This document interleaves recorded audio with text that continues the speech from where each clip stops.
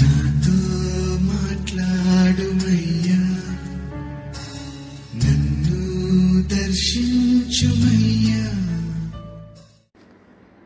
మన ప్రభువైన రక్షకుడైన యేసుక్రీస్తు పరిశుద్ధ నామములో మీ అందరికీ శుభములు తెలియచేయుచున్నా. మీరందరూ క్షేమంగా ఉన్నారని ఆశిస్తూ ఉన్నాను.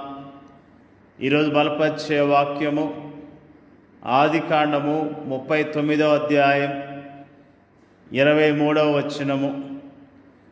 యెహోవా అతనికి తోడై ఉండెను కనుక ఆ చెరసాల అధిపతి అతని చేతికి అప్పగింపబడిన దేని గూర్చి విచారణ చేయక ఉండెను. అతడు చేయనది యావత్తు యెహోవా సఫలమగునట్లు చేసెను. యోసేపు యొక్క జీవితము ఎంతో అద్భుతమైనది. ప్రారంభ దినాల్లో తండ్రి దగ్గర ఎంతో సంతోషంతో చక్కగా అతని జీవితం కొనసాగింది. అతని తల్లిదండ్రులు ఐశ్వర్యవంతులు, అతన్ని అధికంగా ప్రేమించారు. తండ్రి అతన్ని అధికంగా ప్రేమించాడు. తండ్రి తన కుమారుని పట్ల ఎంతో శ్రద్ధ చూపించినట్లుగా దేవుని యొక్క వాక్యము ఎంతో స్పష్టంగా తెలియజేస్తున్నది. వీటన్నిటికీ మించి దేవుడు అతనికి జ్ఞానము, సామర్థ్యము, అందము, సద్గుణం లాంటి అధికమైన ఆధిక్యతలను ఇచ్చాడు. దేవుని అందలి అతని ప్రేమ అతన్ని అమితముగా ఆశీర్వదించింది. వీటన్నిటి ఫలితముగా అన్నలు అతన్ని ద్వేషించడం ప్రారంభించారు. అక్కడే అతనికి కష్టాలు ప్రారంభమయ్యాయి. యోసేపు ప్రారంభ దినాల్లో సుఖంగా జీవించాడు. కానీ యవ్వన ప్రాయంలోనికి అడుగు పెడుతున్న సమయాల్లో అతని జీవితంలో ఎన్నో కష్టాలను ఎదుర్కొన్నట్లుగా దేవుని యొక్క వాక్యము స్పష్టంగా తెలియజేస్తున్నది. ఆదికాండములో యోసేపు గురించిన విషయాలు మనందరికీ తెలిసినవి. సొంత అన్నలు అతన్ని అమ్మివేశారు. అతన్ని బాగా మాటలతో బాధ పెట్టారు. అతని గురించి మరి చాలా చెడుగా చెప్పుకున్నారు. అంతేకాకుండా అతన్ని అమ్మివేసినప్పుడు అతడు యోసేపు ఐగుప్తులో బానిసగా మరొక వ్యక్తికి అమ్మివేయబడ్డాడు. అతని జీవితంలో అనుకోకుండా వచ్చిన పరిస్థితులు అతన్ని ఎంతగానో కృంగదీసినాయి. మరి ఐగుప్తు దేశంలో అతడు ఒంటరిగా ఉన్నప్పటికీ యోసేపు దేవుని ఆశ్రయించి దేవుని మీద ఆశ పెట్టుకొని జీవించినట్లుగా దేవుని యొక్క వాక్యము ఎంతో స్పష్టంగా తెలియజేస్తున్నది. ప్రతి విషయములో దేవుని సహాయాన్ని పొందుకుంటూ వచ్చాడు. దేవుని యొక్క కాపుదలను పొందుకున్నాడు. దేవుడిచ్చే ఆదరణ పొందుకున్నాడు. పరాయి దేశములో, పరాయి ప్రాంతంలో, తన వారంటూ ఎవరూ లేని ప్రదేశంలో అతనికి ఏకైక స్నేహితుడు దేవుడే అన్న విషయాన్ని మనం జ్ఞాపకం చేసుకుంటూ ఉన్నాం. నిజంగా యోసేపు ఆ యొక్క ఐగుప్తులో పని చేస్తూ ఉన్నప్పుడు అతని జీవితంలో ఎంతగానో వృద్ధి చెందినట్లుగా, క్రమక్రమముగా అతడు దీవించబడ్డట్లుగా దేవుని యొక్క వాక్యము తెలియజేస్తున్నది. ఊహించని రీతిగా ఆ ఇంటి యజమానురాల ద్వారా పెద్ద సమస్య ఎదుర్కోవాల్సి వచ్చింది. పాపానికి దూరముగా పారిపోవటం ద్వారా యజమానుడి యొక్క భార్య పగబట్టి అతని గురించి చెడుగా చెప్పి చెరసాల్లో వేయించినట్లుగా దేవుని యొక్క వాక్యము తెలియజేస్తున్నది. ఆ చెరసాల్లో ఉన్నప్పుడు దేవుడు అతనికి తోడుగా ఉన్నట్లుగా మనం జ్ఞాపకం చేసుకుంటున్నాం. అయితే యెహోవా యోసేపునకు తోడై ఉండి అతని యందు కనికెరపడి అతని మీద ఆ చెరసాల యొక్క అధిపతికి కటాక్షం కొన్నట్లు చేసెను. చెరసాల అధిపతి ఆ చెరసాల్లో ఉన్న ఖైదీలందరినీ యోసేపు చేతికి అప్పగించెను. వారు అక్కడ ఏం చేసిరో అదంతయు అతడే చేయించువాడు.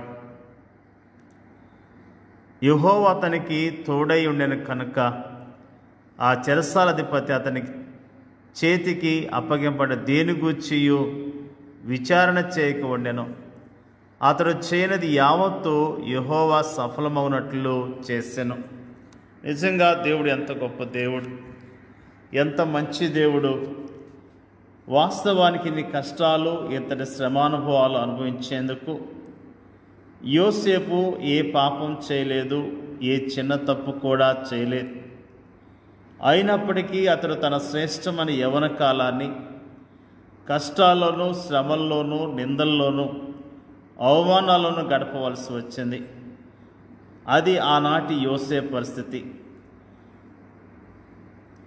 ఆనాటి సామాజిక పరిస్థితికి అతని జీవితం అద్దం పడుతుంది. పరిస్థితులు ఈనాడు ఏం మారాయని, ఈనాటి సామాజిక పరిస్థితి ఏం మెరుగైందని, ఆనాటి మానసిక, కుటుంబ, సాంఘిక, సామాజిక పరిస్థితులే ఈనాడు కూడా ఉన్నాయి. ఈనాడు మనము కూడా అలాంటి పరిస్థితుల్ని ఎదుర్కొంటూ ఉన్నాం. యెహోవా అతనికి తోడై ఉండెను అనే మాటను గమనించాలి.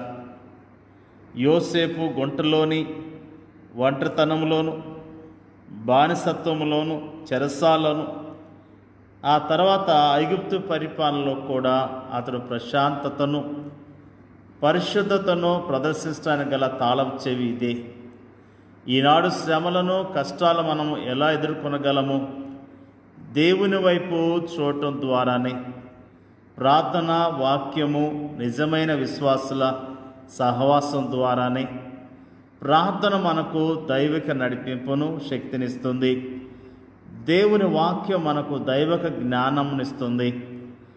అభ్యాసం చేత మేలు కీడులను వివేచించుటకు సాధకం చేయబడిన జ్ఞానేంద్రియములు కలిగిన అనుభవజ్ఞులైన విశ్వాసుల సహవాసము మనకు సరియైన సలహాలను ఇస్తుంది.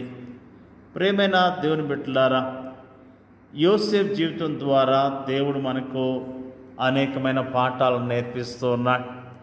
నిజముగా యోసేపు ఓర్పు కలిగి ఉన్నాడు, ఓర్చుకున్నాడు, ప్రభు కొరకు నిలబడ్డాడు, సాక్ష్యాన్ని నిలుపుకున్నాడు. అతడు ఎంతగానో దీవించబడ్డాడు. ఈ దినాల్లో కూడా మనం ఇలాంటి పరిస్థితులు గుండా వెళ్తున్నప్పుడు మన సాక్ష్యాన్ని కాపాడుకుందాం, మన విశ్వాసాన్ని కాపాడుకుందాం. దేవుడు మనకిచ్చిన పని విషయంలో నమ్మకత్వాన్ని కలిగి ఉందాం. మరి నిజముగా యోసేపు దేవునికి విధేయత చూపించడం ద్వారా ఎంతగానో దీవించబడ్డాడు. దేవుని మాట వినటం ద్వారా దీవించబడ్డాడు. నిజంగా మనం కూడా దేవుని మీద ఆధారపడదాం. దేవుడిచ్చే ఆశీర్వాదాలు పొందుకొని ఆయన కొరకు జీవిద్దాం. దేవుడికి వాక్యాన్ని దీవించునుగాక. పరిశుద్ధుడైన తండ్రి, నీకు స్తోత్రాలు. యోసేపు యొక్క జీవితాన్ని మాకు తేటగా తెలియజేసినందుకు నీకు స్తోత్రాలు. యోసేపు ప్రభువా నీకు భయపడి నీ కొరకు జీవించాడు, మంచి సాక్ష్యాన్ని పొందుకున్నాడు. అందును బట్టి స్తోత్రాలు తెలియజేస్తూ ఉన్నాం. అన్నదమ్ములు ఎంతగానో క్రూరముగా ప్రవర్తించారు, బానిసగా అమ్మివేశారు. మరి అక్కడి నుంచి ఇంకొక ప్రాంతంలో బానిసగా పనిచేశాడు. మరి అంతేకాకుండా శోధన వచ్చినప్పుడు, సత్యానికి నిలబడ్డప్పుడు అతడు చెరసాల్లో వేయబడ్డాడు.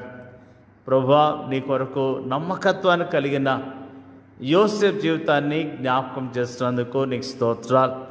మేము నీ ప్రజలముగా నమ్మకత్వం కలిగి యోగ్యముగా నీ కొరకు జీవించడానికి మీరే సహాయం చేయండి అయ్యా. స్తోత్రాలు అయ్యా. శ్రమల్లో ఉన్నవారిని జ్ఞాపకం చేసుకోండి, నిందలు అవమానాల్లో ఉన్నవారిని జ్ఞాపకం చేసుకొని మీరు ఆదరించండి అయ్యా. ప్రార్థన చేయించున్నాం.